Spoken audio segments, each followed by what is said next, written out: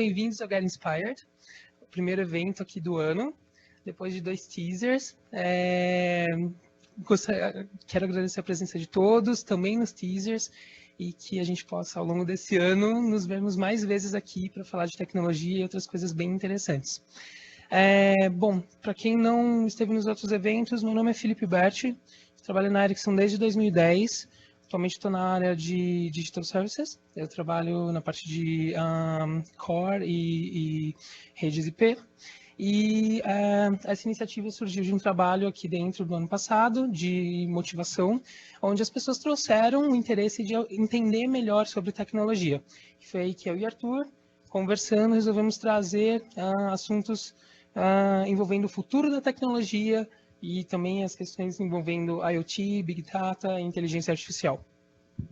Ele está queimando a pauta, mas vou mostrar para vocês a agenda depois.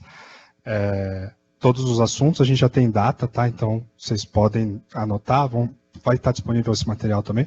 Vocês vão poder anotar lá as datas certinhas, já se programarem, sem ter que esperar o convite, tá? Bom, vou me apresentar também, me chamo Arthur Bueno, entrei junto com o Felipe em 2010.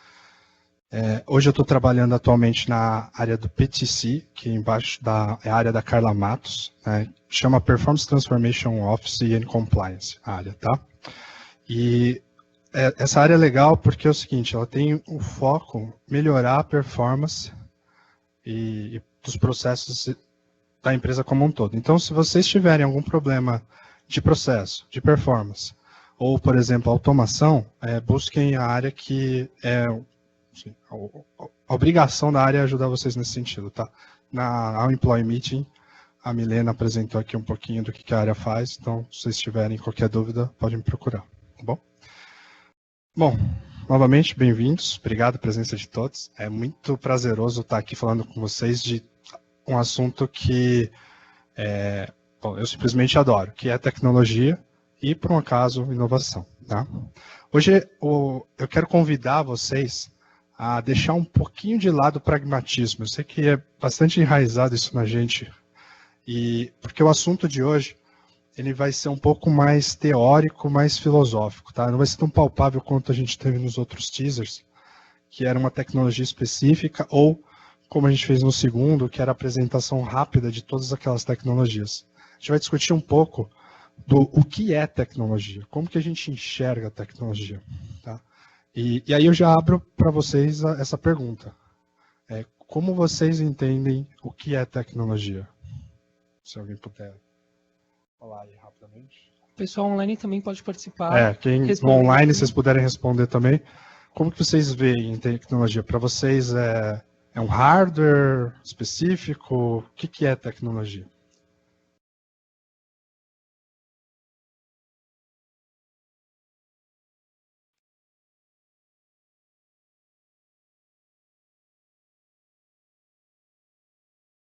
Perfeito.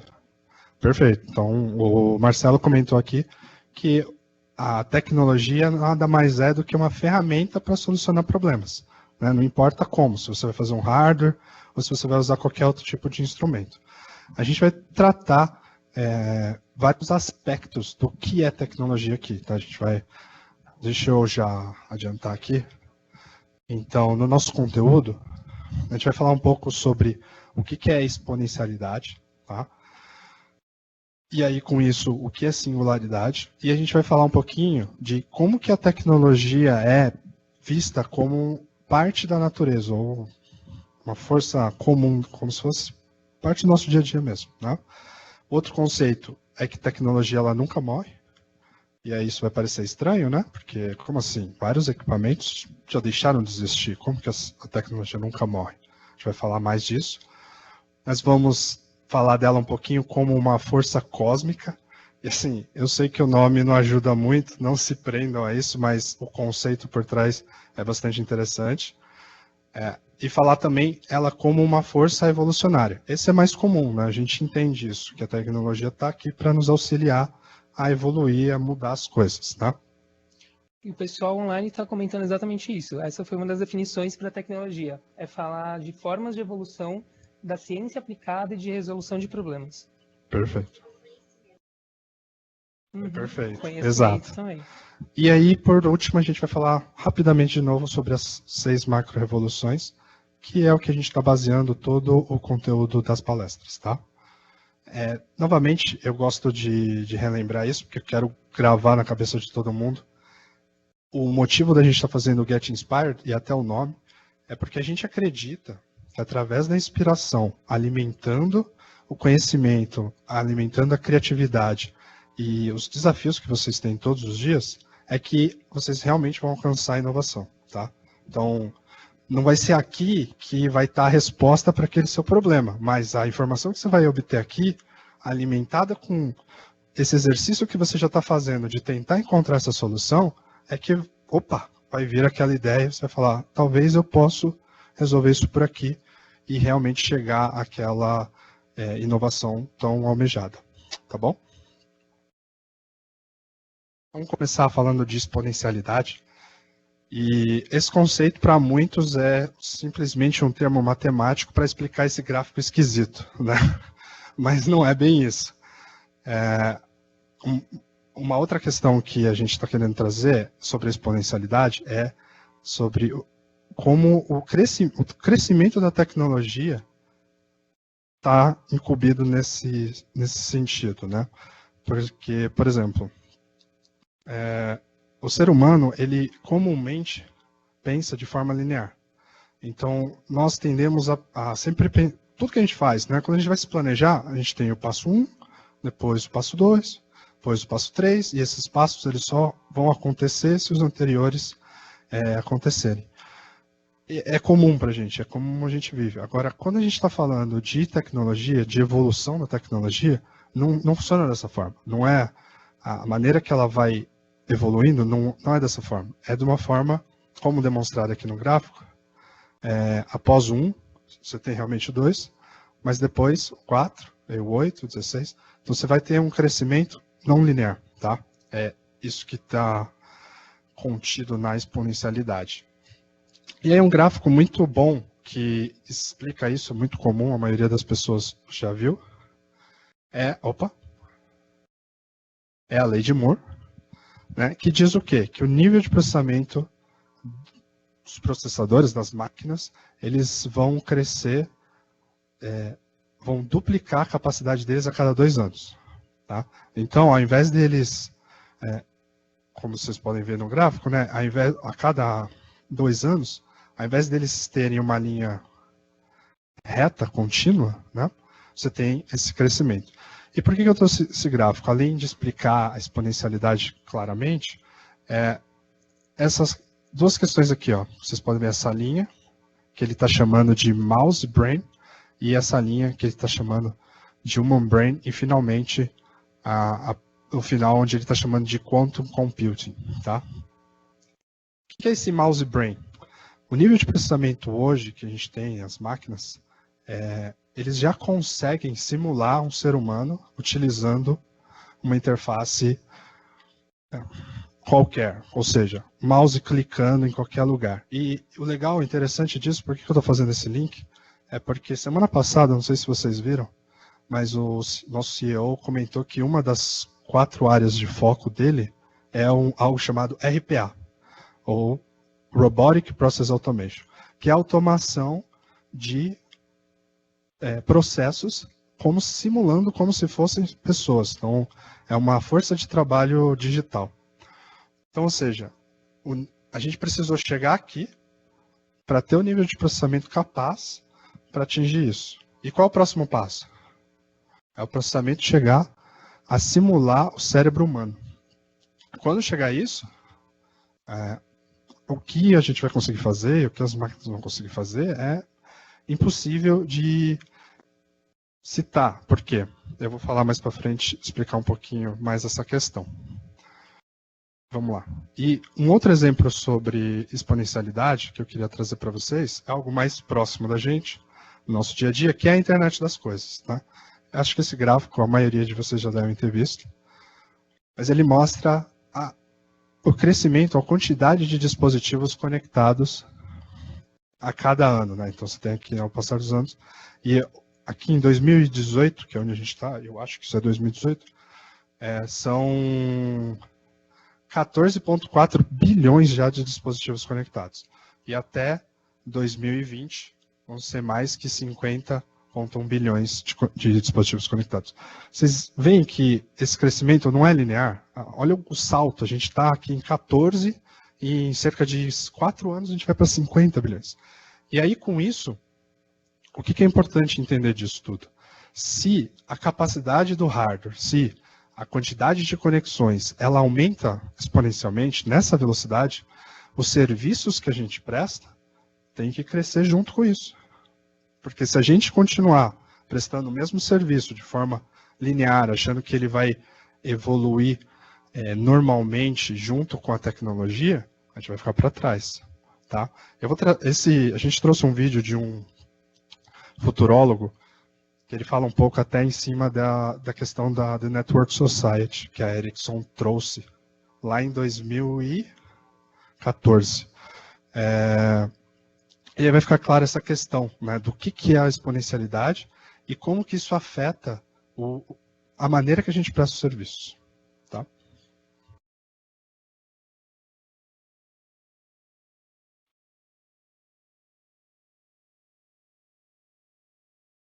Now, this is truly mind-boggling and also very scary, clearly. And we've heard responses to that effect today. Ericsson says we're now moving into the second phase, networked industries, and then the third wave, networked everything, what they call also, like I do, the networked society. Now, there's some significant things that are happening here. For example, these guys from Libelium, I mean, this slide is overwhelming. Clearly, you can download it somewhere on the web. Just look for Libelium. Everything they're doing here is basically saying the entire energy and transportation business can be made smart with mobile devices and sensors. And this is a revolution that's worth trillions of dollars a year. So this is all happening now here as we sit here, and this is our problem, as Ray Kurzweil has pointed out many times, even though I don't agree on many other things he's saying, but there's a lot of things to learn from him. Our world is exponential. I mean, have you noticed that when you count 1, 2, 3, 4, 5, that's linear. That's what humans do. You know, we get gradually along. Exponential means 1, 2, 4, 8, 16, and on from there. And our problem as humans is that we can't actually understand when things change in huge leaps like they do now.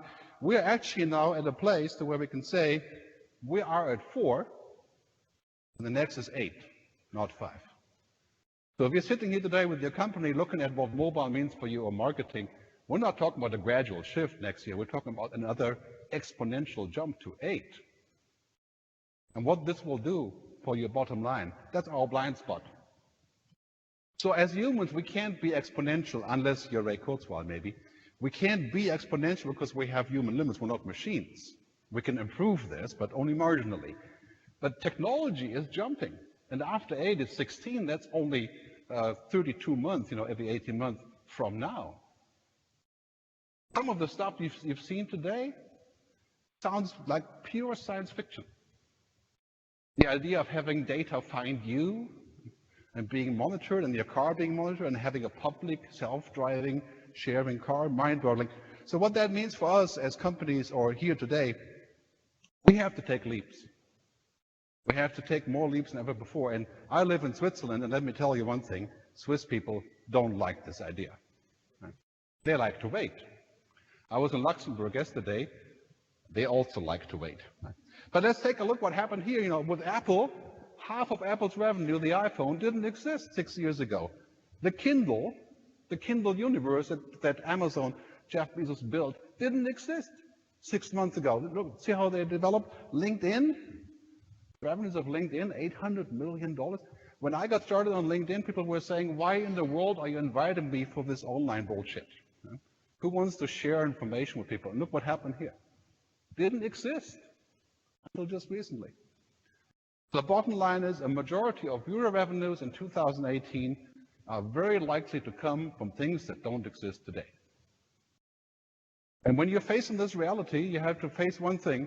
If you don't invent something today to be there tomorrow, you're losing half your revenue. Então, vocês entenderam? This is the lucky view. Que é exatamente o que a gente vê aqui, né? Com essa quantidade de dispositivos conectados, diversos novos serviços vão ter que ser inventados.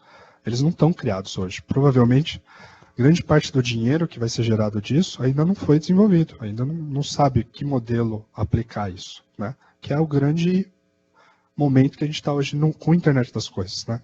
Entender como monetizar ou que serviço prestar em cima dessa realidade. Então a tecnologia já avançou, mas a gente ainda não sabe o que fazer com ela.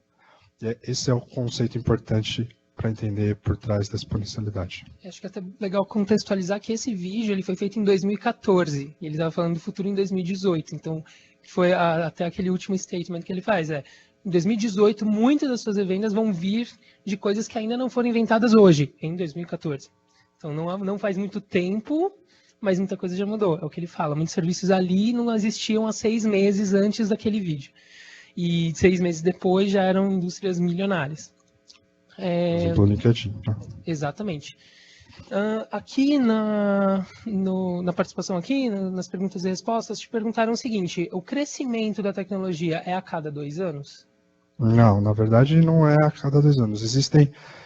Essa lei de Moore, ele fala especificamente sobre o processamento dos processadores, né? Assim, a Intel, eu esqueci de comentar que o Moore qual é o primeiro nome dele mesmo? Tá aí. Bom, mas ele trabalha na Intel, ele era o responsável pela divisão de desenvolvimento de processadores na Intel, e aí ele entendeu que os processadores deles iriam ampliar 2 vezes a potência deles a cada 2 anos. Ele definiu isso, e realmente aconteceu, foi isso que a gente viu, que dá para ver aqui nesse gráfico. Mas não são todas as tecnologias que são baseadas nessa lei, mas acontece porque a maioria do que a gente tem hoje usa processador, certo? Os processadores aumentam a capacidade.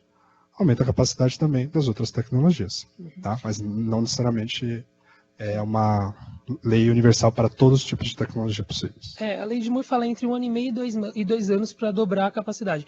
E aí a capacidade a gente pode entender uma outra definição dessa lei, a quantidade de processamento ou de transistores que você consegue colocar no chipset com $1.000, ela dobra a cada 2 anos, aproximadamente. Você pode ver aqui, né, a quantidade de cálculos por segundo que ele vai executar por $1.000. Exato. E até uma outra curiosidade que perguntaram com relação à capacidade de simular um ser humano, ou a capacidade de processamento, é um comparativo em relação à quantidade de cálculos por segundo e a quantidade de sinapses, vamos colocar assim, que um ser realiza. Então, por exemplo, em 2002, mais ou menos, um computador já tinha a mesma quantidade de cálculos por segundo que as sinapses que acontecem no sistema nervoso de uma aranha. Hoje, os computadores chegam próximos ali das sinapses de um rato, da quantidade por segundo de sinapses que acontecem no sistema nervoso de um rato. É comparável essas quantias. E aí a gente, mais para frente, vai comentar quando a gente superar isso, superar o humano e ainda mais que o humano. Tá? Então, agora a gente vai fazer, para ficar ainda mais clara essa questão da exponencialidade, o Bert vai fazer um exercício com vocês bem rapidinho, de quantos grãos de arroz cabem num tabuleiro de xadrez. Sim. Para ficar mais... como o Arthur comentou, nosso cérebro ele fica mais confortável em pensar linearmente. Então, a gente sabe que é 1, 2, 3, 4, 5. Contar como 1, 2, 4, 8, 16, 32 e por aí vai, não é tão natural. Então, a questão é a seguinte. Aqui está o tabuleiro de xadrez. Não sei se todo mundo aqui é familiarizado com a quantidade de casas. Cada lado tem 8 quadrados. Então, nós temos 64 quadrados aqui, certo? Beleza. O exercício é o seguinte. Eu vou dar 1 minuto, mais ou menos, para preencher esse tabuleiro da seguinte forma, usando exatamente a lei de Moore. Ou seja, no primeiro quadradinho, a gente vai colocar 1 grão de arroz. No segundo quadrado, a gente vai colocar 2. Nessa sequência exponencial, o que vem depois do 2? 4. Então, no terceiro quadrado, a gente vai colocar 4. No quarto quadrado, o que vem depois do 4? Muito bem. A minha pergunta é, ao final dos 64 quadrados, quantos grãos de arroz nós teremos nesse tabuleiro? Valendo.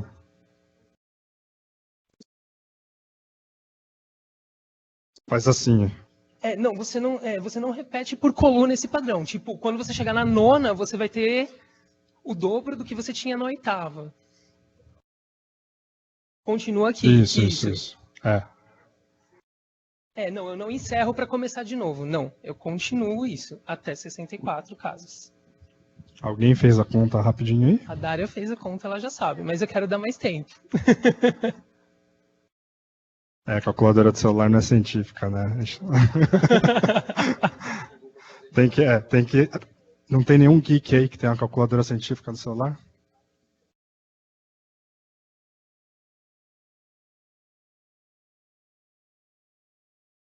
Vocês responderam lá, não. Vamos ver.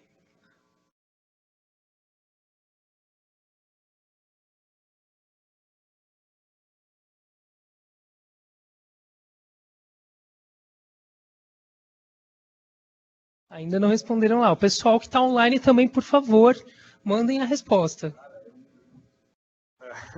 Tá difícil falar, né? Dária também, você, boa, desde 64 menos 1 é a resposta. Isso mesmo. Mais de 18 bilhões de grãos.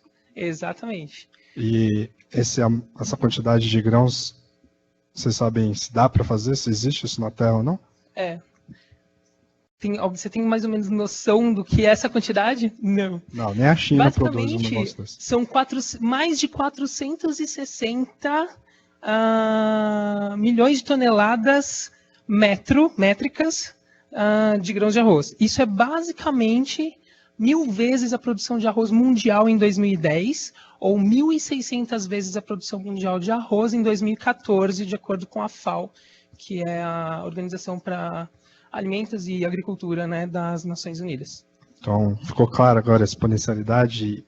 Se você aplicar esse mesmo conceito na evolução da tecnologia, o quão agressivo é isso e o quão a gente tem que estar ligado nisso e estar desenvolvendo serviços e o que vai fazer, porque realmente é um impacto gigantesco. Legal.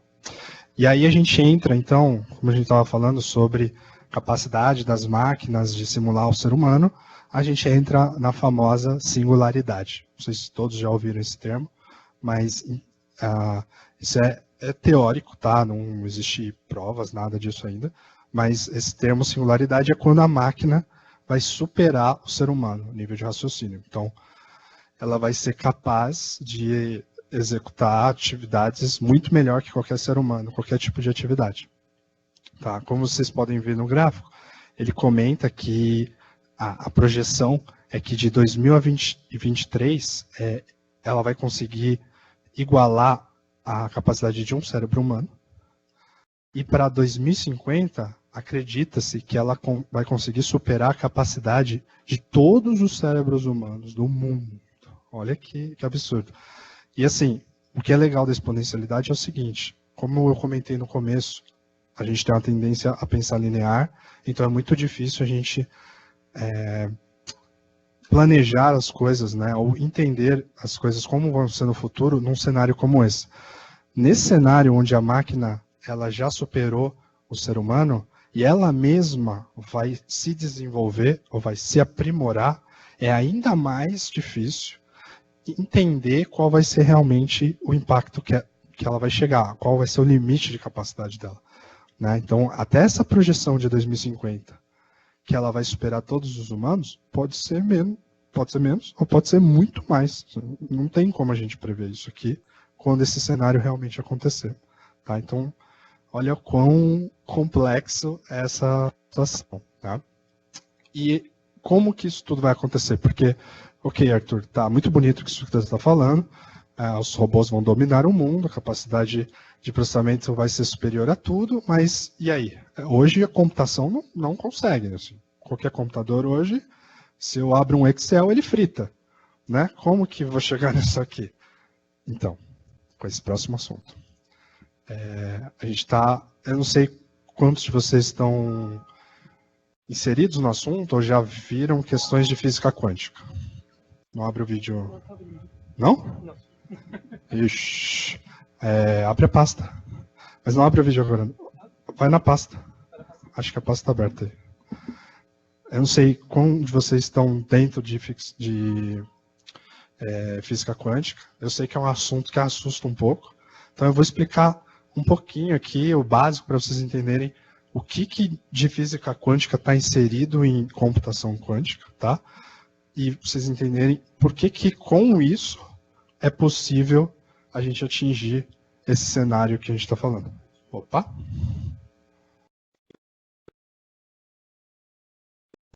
O arquivo de pera aí, gente. Tá, não, 1902. Dá pausa. Dá pausa, deixa eu explicar.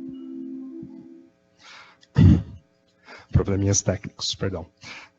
Então é o seguinte. Tá, tudo bem.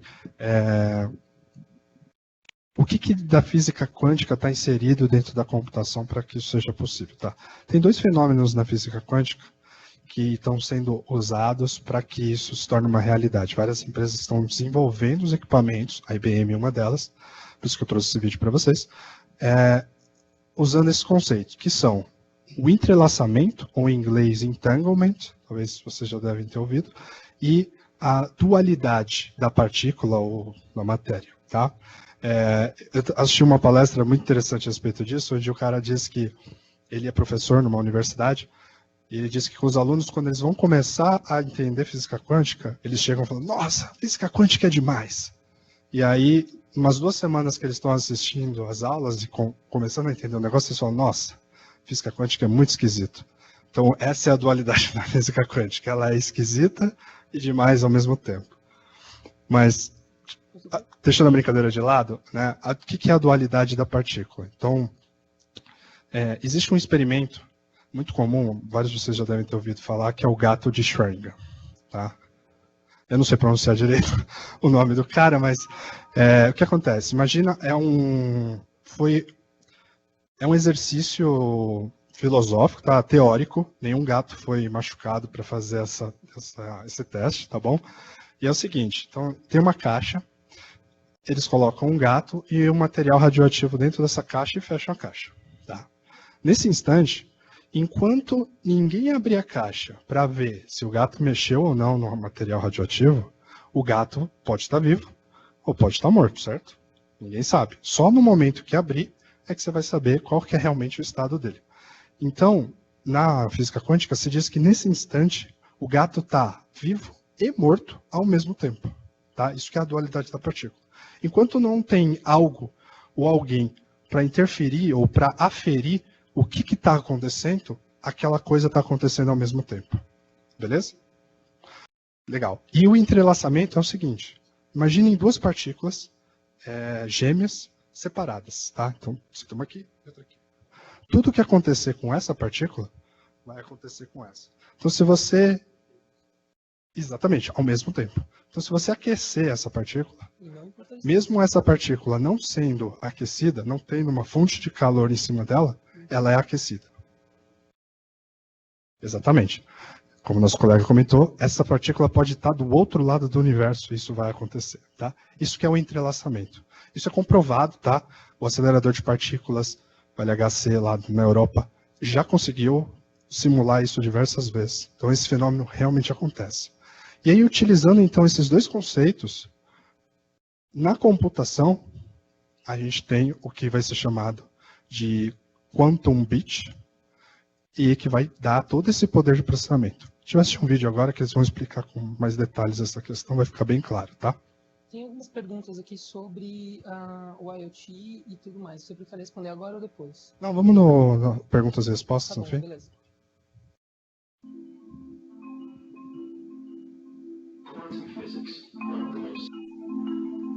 Quantum physics, one of the most successful theories of modern science, describes the way our world works at the most fundamental level.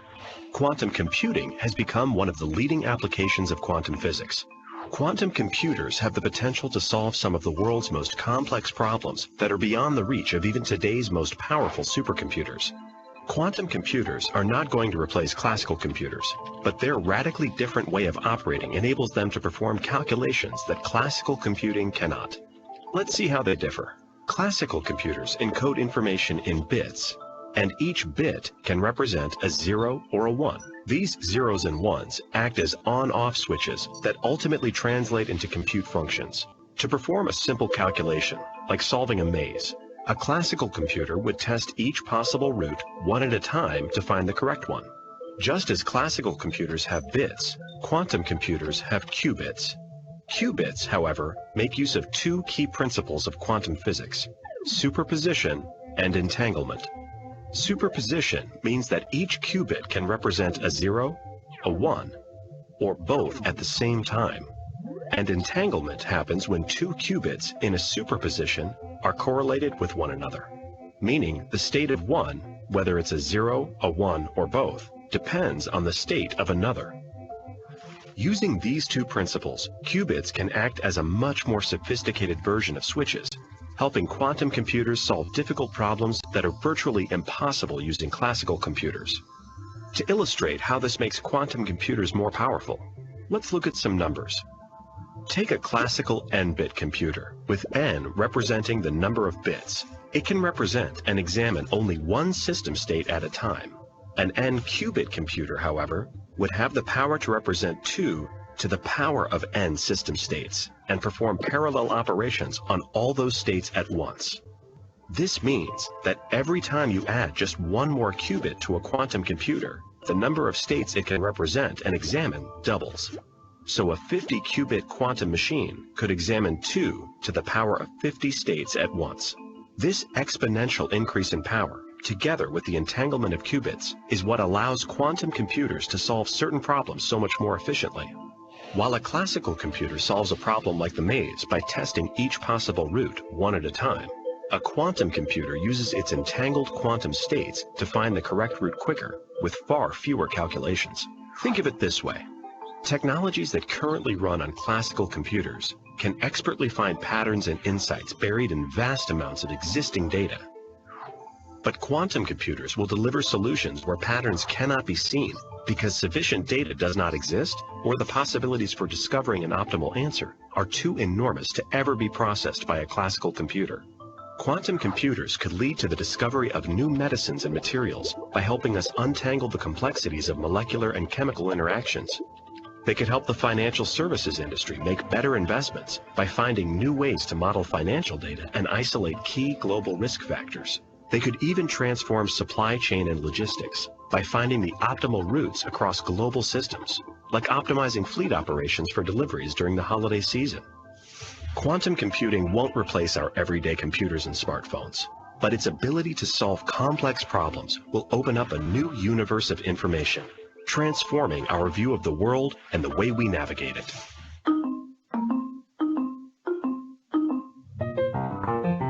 Ficou claro?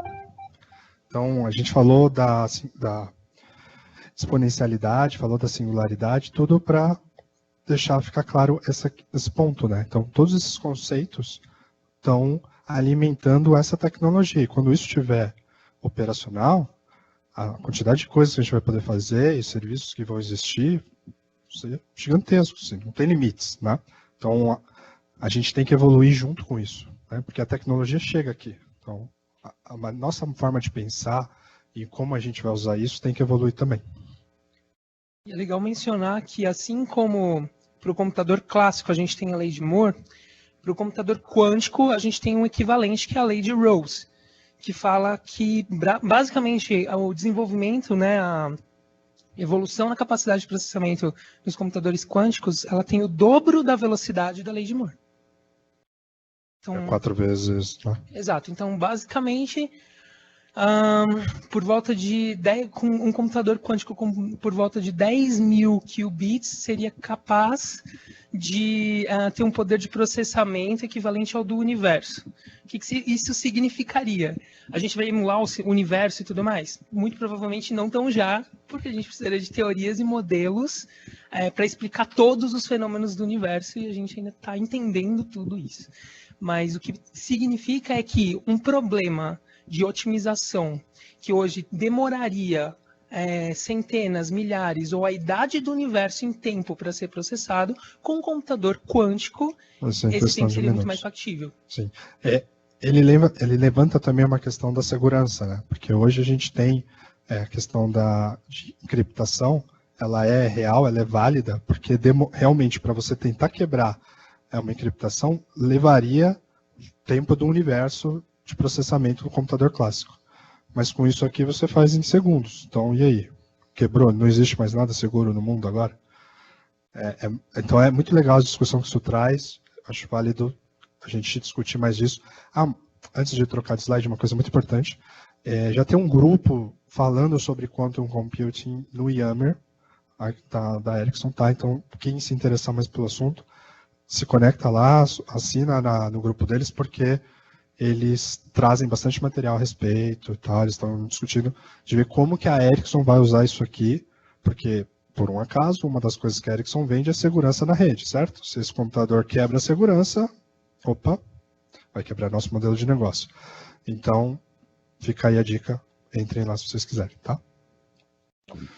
Agora o Bert vai falar um pouquinho sobre a tecnologia como parte da natureza, ou como que a gente enxerga a tecnologia. Obrigado. Bom, nesse ponto acho que a gente conseguiu entender, ter esse feeling da função exponencial e como isso cresce e às vezes parece disparar de repente. A gente é pego de surpresa e parece uma explosão de crescimento, né? Isso é característica da função exponencial. E assim como é uma característica dela, a gente não consegue perceber claramente quais são os limites de crescimento de uma função desse tipo, né? Então, se a gente pensar na lei de Moore, hoje ela tem diminuído e desacelerado, mais por uma questão física de capacidade, de tamanho de transistores e de proximidade com a qual eles podem ficar dentro de um chipset, para eles poderem, para se poder ter mais e continuar operando da mesma forma. Então, tem ocorrido uma desaceleração nessa lei. Mas se a gente pegar, por exemplo, o exemplo dos computadores quânticos, meio que há uma continuidade dessa tendência de crescimento exponencial nesse desenvolvimento. Então, basicamente, a função exponencial, acho que ela tem essa questão tem duas variáveis muito importantes aí. A partir de onde você começa, porque naquele comecinho da curva parece ser linear, então a gente tem uma falsa impressão de estabilidade, de que tudo é bem comportado e a gente prevê e entende tudo. E também, basicamente, da constante de tempo, que vai determinar a velocidade de crescimento, né?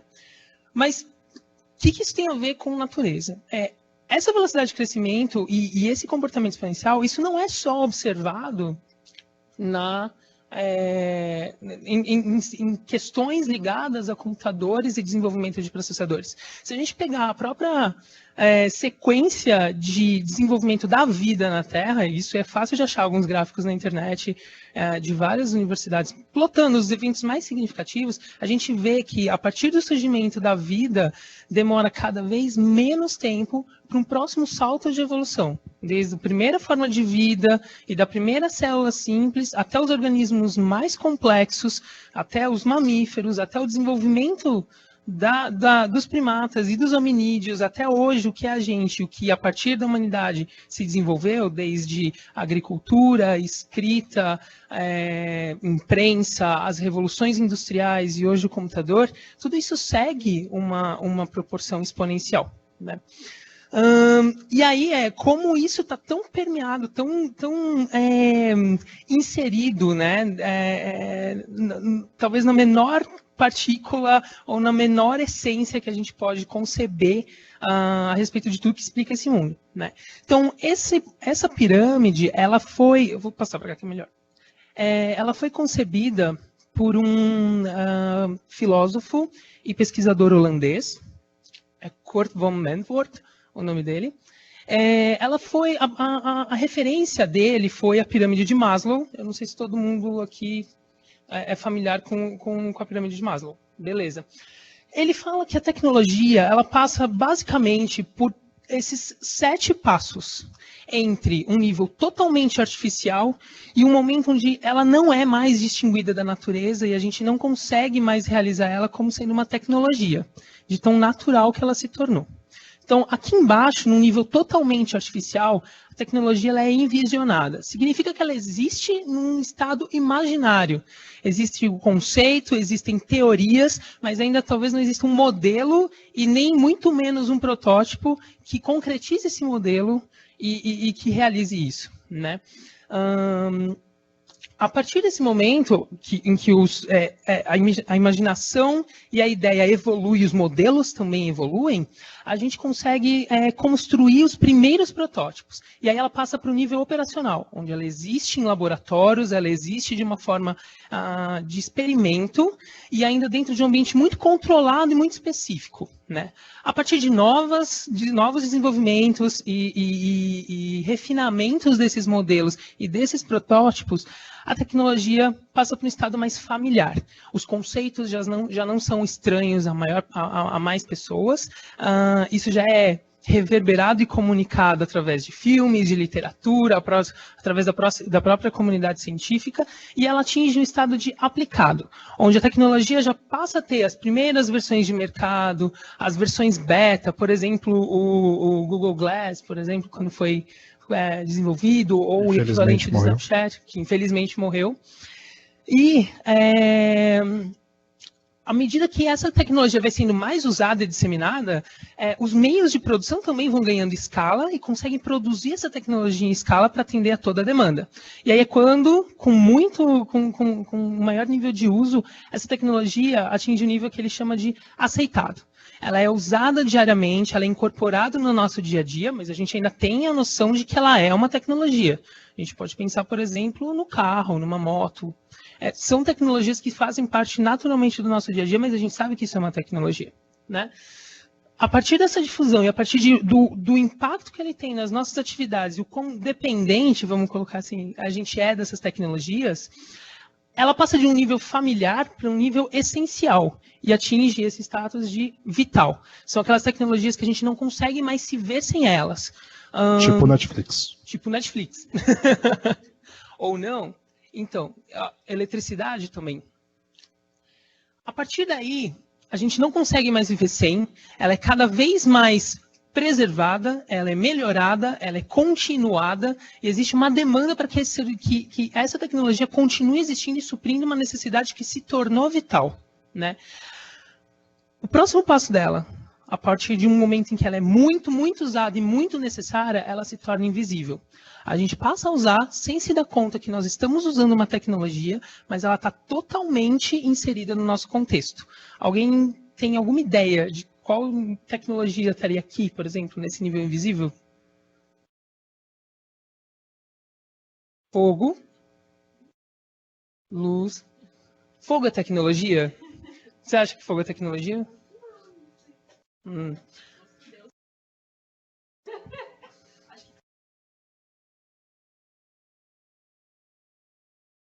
Também. Isso é uma boa pergunta e a gente vai responder ela no final. A gente deixa melhor para o final. Você vai responder depois. Sim. Invisível, alfabeto, relógio. A gente tem isso. Os relógios, boa parte já não usa mais um pulso, mas está no nosso smartphone. A gente controla o tempo todo. O tempo todo, né? E o alfabeto, a gente usa o tempo todo para se comunicar. Inclusive agora estou usando o alfabeto e conhecimento dele, mas eu não percebo que ele é uma tecnologia. Eu só uso, faz parte de mim. E a partir do momento que ele se torna invisível, ele é percebido como natureza, e aí ele atinge o nível de equivalente à natureza. Ele é percebido como tal. Por exemplo, quando a gente está viajando aí pelo campo, e por uma estrada a gente vê toda a floresta e a paisagem, por exemplo, ali na Bandeirantes, e a gente vê aquelas florestas de pinos. Aquilo é uma plantação para uma indústria de celulose. Aquilo não é da natureza. Aquilo é uma tecnologia da agricultura. E a gente não percebe isso dessa forma. Ela faz parte de um contexto totalmente natural. E assim ocorre com outras tecnologias. O grande ponto que o Arthur colocou aqui do Google Glass, que daí morreu, é isso. A tecnologia ela pode passar por todos esses steps, mas muitas provavelmente vão chegar até um desses níveis e de repente cair ou parar ali. Não vão ser mais aceitas e não vão ser tão vitais quanto outras. A gente vai selecionar aquilo que a gente vai utilizar de acordo com as nossas necessidades a cada momento da nossa história, né? E aí é que eu queria trazer um exercício. A gente tem tempo para fazer? 10 para as 4. Aqui eu acho que a gente tem aproximadamente 26 pessoas. Legal. Então, você escolhe a tecnologia. E aí eu quero propor o seguinte. O Arthur escolheu algumas tecnologias, a gente quer ouvir de vocês onde essa tecnologia se encaixaria aqui. Em qual nível de desenvolvimento vocês Pessoal acham que elas estão. do online é viagem espacial comercial. Elon Musk, é nóis. Hã?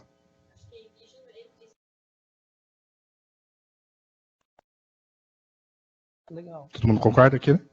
É. Beleza. Aí vamos aqui numa outra. Eu vou pegar mais umas 3 para fazer uma graça. Bom. Cozinhar. E aí? É uma tecnologia? E aonde está?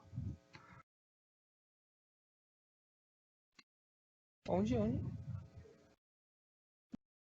No topo, Naturalizado? Naturalizado? Todo mundo concorda? Beleza. Por aqui. Pegar mais uma ali. Pessoal do online pode falar que eu tô de olho também, tá? Legal. Digitem aí o que vocês acham. Deixa eu pegar uma outra mais... As alênicas da ponta também estão boas, assim. Oi?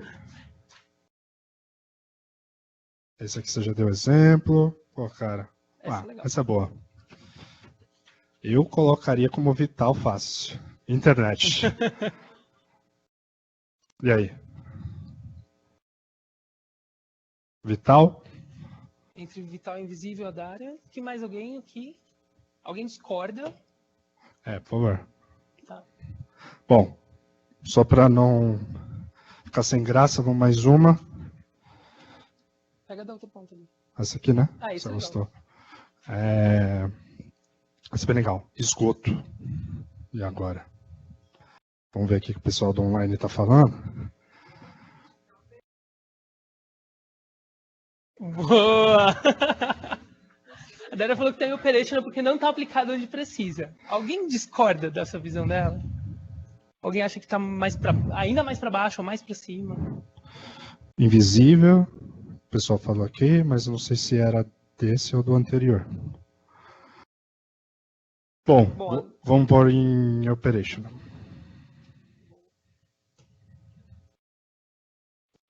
Então. Okay. Talvez ela não esteja bem aplicada, mas eu acho que ela já está mais para cima, né? Mas vamos ver. Não pode ser.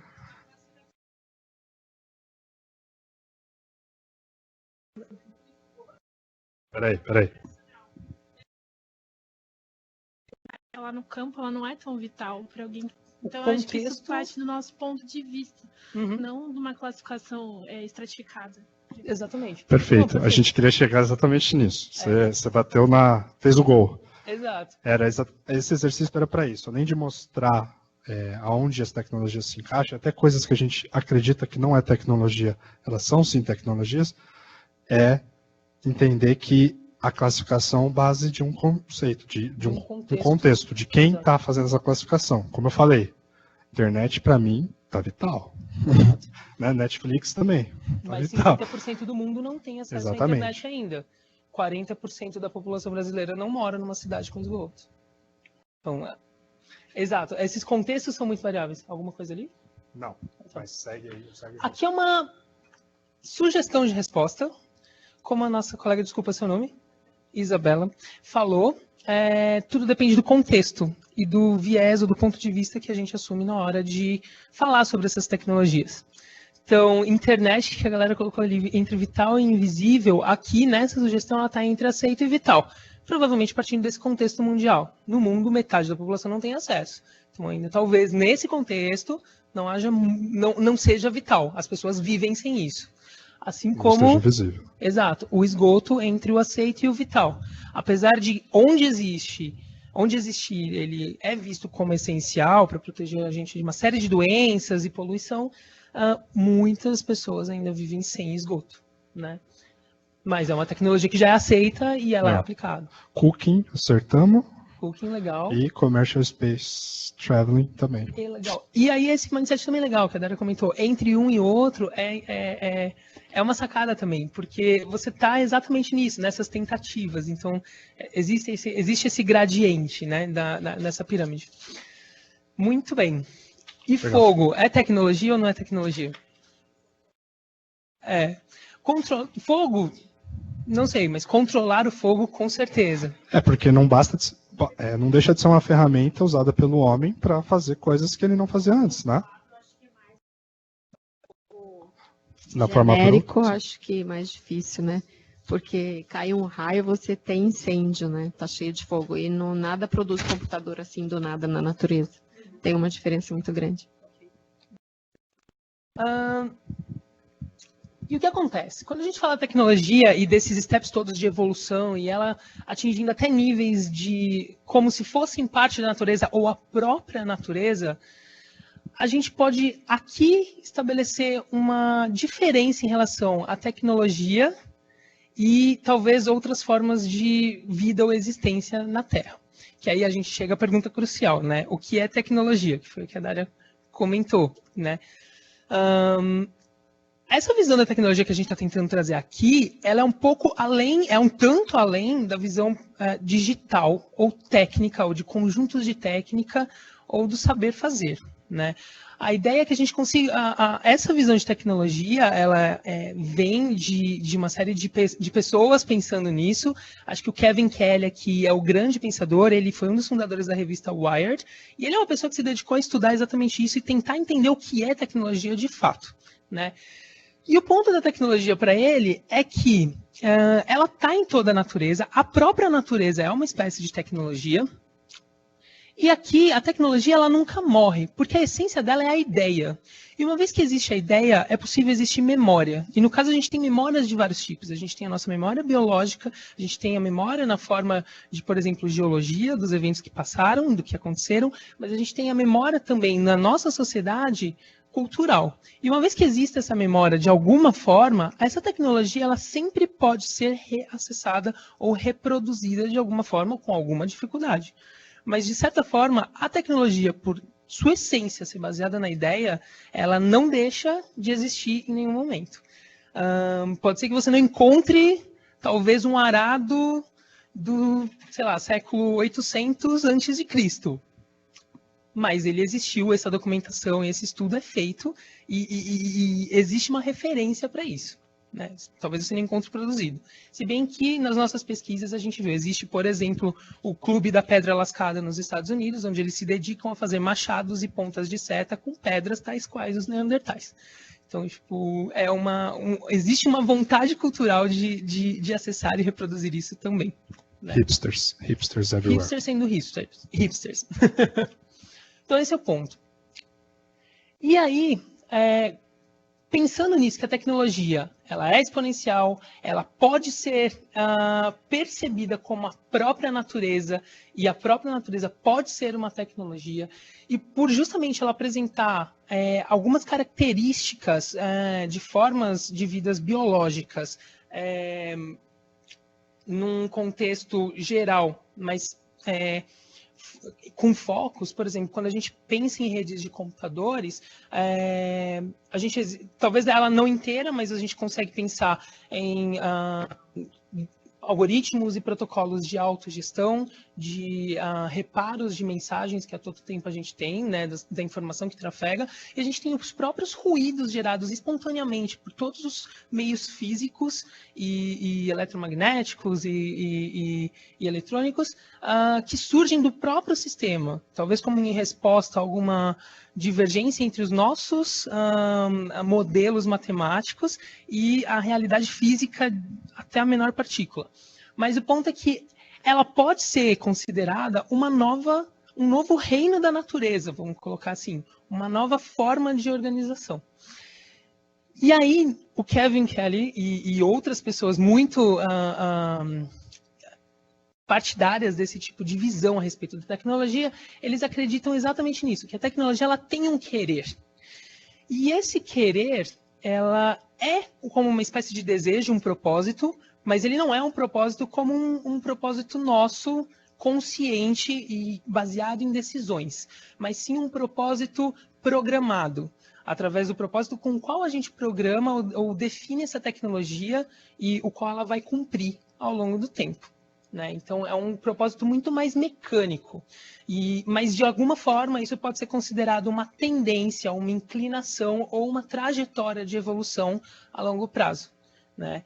E você começa a perceber algumas formas de autonomia e até uma tentativa humana de dar mais autonomia à tecnologia. Quando a gente pensa em inteligência artificial, aliado à robótica, aliado à IoT, aliado ao conceito de muitas outras coisas, como Smart Cities, por exemplo, onde a ideia é que os serviços e as questões todas, as nossas necessidades todas, sejam o máximo possível automatizadas e que a gente tenha cada vez menos que se preocupar com coisas menos relevantes, como a manutenção dessas coisas, e possamos nos preocupar com outras questões ou com outros desejos nossos, né? E é daí que a gente começa o Get Inspired, de fato. Aqui, esse é um gráfico que mostra mais ou menos o que tem por vir. Aqui, basicamente, desse lado, a gente tem alguns, aqui embaixo, né? Alguns paradigmas. Esses paradigmas aqui são basicamente os paradigmas que já estão estabelecidos, que a gente não viu chegando e a gente só se adequou a eles. A internet, as redes sociais, as aplicações sociais, os dispositivos móveis e a computação móvel com os smartphones, e agora vem, e já está sendo implantado, Cloud e Big Data e Analytics, com a quantidade de dados gerados por aqui. Isso é basicamente um reflexo do que já é provavelmente uma terceira revolução industrial rodando, segundo alguns teóricos, onde ela é baseada principalmente na internet, na comunicação, nas formas de energia e a melhoria delas, principalmente através das energias renováveis, e no IoT, né? A partir daqui, a gente consegue também ter outros desenvolvimentos, e aqui a gente já vê esses paradigmas emergentes, como a impressão 3D, as energias renováveis, a internet das coisas, sistemas cognitivos, que é a definição da IBM, por exemplo, para o Watson, que é uma espécie de inteligência artificial e machine learning, a nanotecnologia e a robótica. Então, daqui para cá, a gente tem uma mescla de tecnologias já existentes e o desenvolvimento e aprimoramento dessas tecnologias para gerar essas novas tecnologias, que vão ser drivers para as próximas inovações e para as próximas revoluções. E dessa questão toda aqui surgem outras novas possibilidades de inovação, que a gente já consegue envisionar com algum horizonte do tempo. Então, aqui, cada vez mais distante desse centro aqui, mais difícil de ter detalhes, mas é uma ideia vaga que a gente já tem. Então, a gente já começa a falar de smart grid, de carros conectados, de casas inteligentes, da próxima geração da educação, né, dos próximos formas de sistemas de educação, as smart cities, e por aí vai. Economia colaborativa, veículos automatizados, economia maker, até a extensão radical da vida e a superinteligência artificial. Black Mirror. E o que isso traz para a gente? Uma série de questões e de dilemas nas quais a gente vai ter que pensar. Então, a partir do momento que a gente pensa que vai ser viável estender a vida... Ih, tá falhando aqui. Estender a vida por mais e mais tempo, a gente começa a pensar na questão de termos 5 gerações no ambiente de trabalho, na questão da seguridade social, que está junto, uma questão de desemprego tecnológico, com a inteligência artificial sendo aplicada cada vez mais, como vamos fazer, mas também com outras questões, com a dualidade entre abundância e escassez, onde talvez estejamos vivendo uma escassez das formas de emprego e das relações de trabalho que a gente visualiza hoje, que a gente concebe hoje, dentro da nossa concepção de economia capitalista, onde a gente troca nosso trabalho por dinheiro e dinheiro por bens e serviços. Mas onde está a abundância das oportunidades? Talvez na construção de novos sistemas. Talvez com economia colaborativa, economia circular, economia maker, a gente tem um empoderamento individual, com acesso às tecnologias, nanotecnologias, impressão 3D, a própria inteligência artificial. E a partir daí a gente cria novas relações, novas formas de economia, novas formas de trabalho, onde talvez a gente não troque nosso tempo por dinheiro, mas por acesso a outros serviços ou a bens que antes a gente teria que comprar.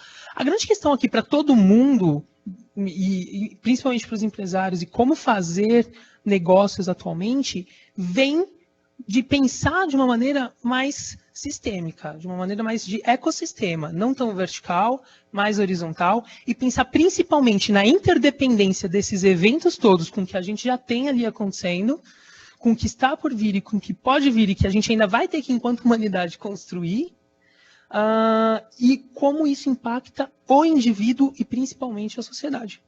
Então, a abundância e as oportunidades, ou a escassez dela, vem desse entendimento de quão apurado tiver a nossa visão, de como a tecnologia evolui, que a gente já sabe que é exponencialmente, mas também de todos os impactos que isso pode trazer, e principalmente quando elas estão em conjunto aplicadas.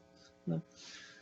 Aí... Deixa eu só fazer um comentário. Claro. Lembra que no comecinho eu falei, deixa o pragmatismo um pouquinho de lado e abre a mente para entender o conceito que a gente está falando? Era exatamente por isso. Né?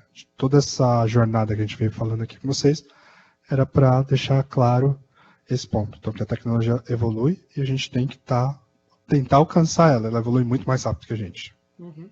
E aí a gente até estava falando, eu lembrei agora que é um exemplo essencial. Para exemplificar isso, a gente conversando aqui um pouquinho antes era... Pegando o exemplo do Black Mirror, de novo, né? Essa série. Mas alguém lembra do episódio da menina que tinha que ficar dando hate, tipo um Instagram da vida real, né? E que ela tinha acesso a ter ou não uma casa de acordo com a quantidade de likes ou quão boa pessoa ela é. Por exemplo, poderia vir a ser uma forma de você ser avaliado na sociedade. Quão bem ou quanto de... Eu ia morrer pobre. Exatamente. Quanto de impacto você gera para o grupo onde você está. É uma das ideias. Então, é por isso que isso tudo para chegar nesse gráfico. Por que a gente se propôs a falar desses temas? Então, você viu que a quantidade de a gama de novas possibilidades que vem para cá.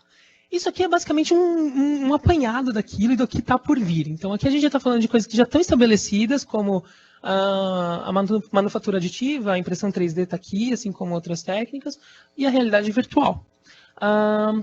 A robótica também já é um paradigma tanto quanto estabelecido, mas em grande desenvolvimento, e daqui para diante a inteligência artificial ganhando cada vez mais relevância, e até a nossa mescla com a tecnologia e também com o desenvolvimento dos sistemas computacionais quânticos, mas também biológicos e químicos, e até a questão do pós-humanismo. Qual vai ser a humanidade do futuro, tendo em vista que vamos ter que rever todas aquelas condições aqui atrás, né? E todas essas questões. Vamos chegar numa nova humanidade, com certeza. Então, quais são os paradigmas e as ânsias e as necessidades lá na frente? Então, fechou, né? Eu acho que é isso, mas acho que o último exercício que a gente queria fazer é o seguinte. Com tudo isso que a gente viu hoje aqui, sobre exponencialidade, sobre como a tecnologia passa por diferentes níveis de desenvolvimento e aceitação e utilização, né? Quando a gente se depara com esse tipo de afirmação, o que a gente pode absorver desse tipo de informação? Ou, minimamente, o que será que essa pessoa está querendo dizer? Ou qual é o olhar que ela está tendo em cima disso tudo que a gente falou para chegar a uma conclusão como essa? Acho que, só sumarizando, o Sundar Pichai, ele é o CEO da Google, e ele disse no Fórum Econômico Mundial, agora recentemente, que a inteligência artificial é provavelmente a coisa mais importante que a humanidade já trabalhou. E aí, um adendo para quem quiser acessar a matéria inteira, tem o QR aqui. Lá dentro ele chega a falar, a inteligência artificial ela vai ser mais impactante do que foi o controle do fogo ou a invenção da eletricidade. Minha pergunta é, quem acredita nisso e por quê, ou de que forma isso pode se tornar realmente real? E quem não acredita, ou discorda totalmente, ou tem uma visão diferente disso que ele falou? Eu já falo, eu não concordo. Até comentei, ele postou no LinkedIn. Que eu concordo. E eu não concordo. Porque a gente não estaria hoje onde a gente está sem o fogo, por exemplo, sem controlar o fogo. Então, acho que talvez daqui a muitos anos a gente pode afirmar que o AI realmente foi isso, mas hoje não acredito. Alguém tem uma visão parecida, uma visão diferente?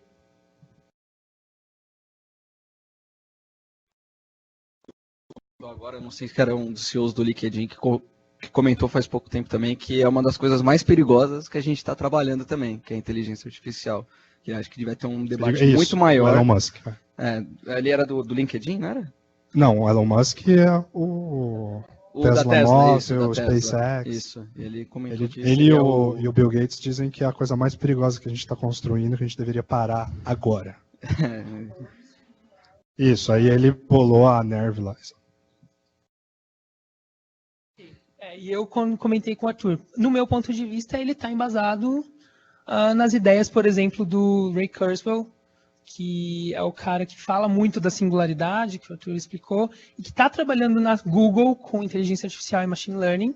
E para ele, ele que elaborou essa teoria da singularidade, para ele, a inteligência artificial vai ser o nosso próximo salto de evolução, onde a gente vai expandir o nosso próprio cérebro, a nossa própria inteligência para além dos nossos corpos. Então, para mim, o paralelo é, talvez a inteligência artificial esteja hoje para nós, humanos de agora, assim como tudo que veio depois do controle do fogo está para os humanos primitivos. Então, acho que foi esse o paralelo que ele quis traçar. Se a gente pensar, como você falou, que cozinhar e controlar o fogo permitiu cozinhar, permitiu digerir o alimento fora do corpo, permitiu a gente economizar energia, permitiu a gente desenvolver melhor o nosso corpo, o nosso cérebro, até o neocórtex, onde acontece a consciência, onde vem ideias, e aí, em decorrência disso tudo que a gente criou. Então, talvez o paralelo esteja por aí. Então, são ideias e são discussões muito válidas. É a partir daí que tudo se constrói, né? Tanto idealmente quanto em termos de negócio, com certeza. E é isso. Bom, só para finalizar, né? Essa vai ser a nossa agenda. Então, os temas, para quem não já tinha visto, são os mesmos. Para quem está vendo agora a primeira vez, nós vamos tratar todos esses assuntos. Essa foi a primeira, o que é tecnologia. Tá? Aqui já estão as datas oficiais, é quando vai acontecer mesmo. Tá? Vocês vão receber o convite assim como receberam desse, mas quem quiser já anotar, fica esperto. São essas aí, já se programem, por favor, participem. É muito importante vocês aqui, tá bom? O próximo vai ser Futuro do Negócio, então também vai ser uma palestra como essa, é uma coisa mais teórica, filosófica, como que essas coisas impactam a gente. A gente vai tentar, como a gente prometeu no teaser, trazer exercícios como a gente trouxe nessa, né? Acho que foi legal a dinâmica. E assim, pode pular para o próximo. A gente está lançando então agora aqui o grupo no Yammer, do programa Get Inspired, tá? Então, quem quiser tem o QR Code agora, se vocês apontarem o celular para cá, vai aparecer o códigozinho, do link, vocês vão poder entrar, se estiverem na rede da Ericsson, vocês conseguem já se inscrever. Se não, é só entrar lá no Yammer, pesquisar por Get Inspired e se inscrever, tá? Lá a gente vai colocar o conteúdo das apresentações que a gente fizer. Vamos pôr também outros conteúdos relacionados ao assunto. Se vocês tiverem conteúdos, a gente apresentou para os trainees, eles comentaram de impressão 4D e de outras coisas que eles estavam pesquisando. E seria legal estar lá também para a comunidade, todos nós podemos ter acesso a isso, tá? Então, por favor, faça. E, próximo. Novamente, para quem não fez a pesquisa, se puderem, só ler aqui o QR Code também com o celular, aponta a câmera, ele já vai encontrar. Caso o seu celular não faça, aí precisaria de um aplicativo que lê QR Code, ou tem o link ali embaixo, não é tão grande, para vocês digitarem. E lá são 5 perguntinhas, tá? É muito rápido. A gente só quer saber dos temas que a gente vai trabalhar, quais vocês gostaram mais, como vocês descobriram o programa, e a percepção de vocês do programa, o que mais impactou vocês, o que vocês querem mais ver, esse tipo de coisa. O que vocês querem ter aqui, se essa dinâmica de exercícios é legal, vocês querem mais vídeos, vocês querem mais exemplos práticos, etc. Tá? A gente quer receber esse feedback de vocês para fazer aquele programa todo. Ele vai ter, são 9 palestras, né? Então vão ser 9 meses, tá? Vai ser uma palestra por mês. Então tem tempo para a gente desenvolver e fazer a apresentação ainda mais interessante para todos, tá bom? Exatamente. Novamente, agradeço a todos, pessoal do online também, muito obrigado. E abro para perguntas. Exato. tiver mais alguma pergunta. Se alguém tiver uma pergunta aqui, pode falar, e aí eu só vou levantar aqui. Fizeram no online, acho que 3 perguntinhas. Uma é se a projeção da capacidade que a gente utiliza do cérebro é a total ou é o que a gente entende hoje como a nossa capacidade do cérebro. Exato. Entenderam A pergunta foi, quando você explicou sobre isso, era se essas projeções estão considerando a gente usar 100% do nosso cérebro ou não, quando a questão de que a máquina vai superar o cérebro a inteligência humana, exato. Então, em teoria sim, né? Mas... porque assim, essa questão, usamos só 10% do nosso cérebro, isso é muito enviesado. A gente usa o cérebro inteiro, a gente consegue mapear aqui para você usar a linguagem, para você fazer cálculos ou para você meditar, você usa áreas diferentes do seu cérebro e o cérebro trabalha como um sistema todo integrado e não só o seu cérebro, como todo o seu corpo. Seu coração também tem neurônios e outros órgãos também têm. E isso é o que facilita todas as nossas reações e adaptabilidade ao ambiente também. Então, tudo funciona em conjunto. Então, é um pouco difícil você falar que a gente só usa um percentual da capacidade. Isso é um negócio que a mídia impregnou muito bem na cabeça de todo mundo, mas, cientificamente falando, não é uma verdade. Tá? A gente talvez não consiga, hoje, mapear 100% como a gente utiliza o cérebro. Mas que a gente utiliza o cérebro 100%, a gente utiliza, tá? Então, sim, se aquele cálculo indicaria um cérebro humano 100% utilizado. Tá? Sim, ou da forma como é hoje. A outra pergunta foi se existem estudos na Ericsson de como nossos clientes possam monetizar conexões de IoT.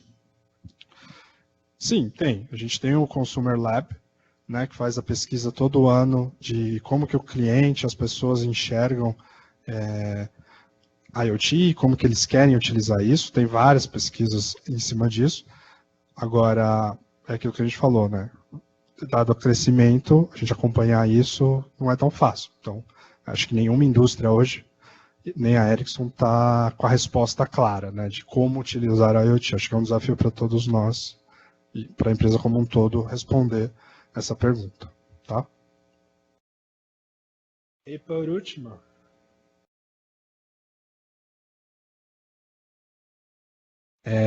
O Rafael perguntou, o funcionamento de computadores quânticos estará limitado pelo consumo de energia elétrica? Também. Então, sim e não, né? Porque quando a gente está falando de... Como a gente entra na questão da física quântica, a gente está falando de partícula, né? Não está falando só do conceito. Então, em teoria, você não estaria alimentando esse computador, esse processamento, dessa forma convencional que a gente tem, uma tomadinha ligada numa placa-mãe, etc. Uhum. Mas, sim, e de qualquer forma, como vocês viram, a questão dele fazer as coisas ao mesmo tempo e entrelaçado, o nível de energia que ele gasta para fazer isso é menor do que o que um computador tradicional faz hoje. Então, em tese, a gente teria energia para ter um computador desses. E até um adendo, o Jeremy Rifkin é um autor que fala sobre a terceira revolução industrial e a partir dele falam sobre a quarta revolução industrial. E o que se defende existe uma tríade sempre que determina e delimita também ao mesmo tempo essas revoluções, que é justamente a de comunicação, que nessa última é a questão da internet, que viabilizou a comunicação, e talvez na segunda revolução industrial foram os carros, que facilitou o deslocamento e a comunicação física.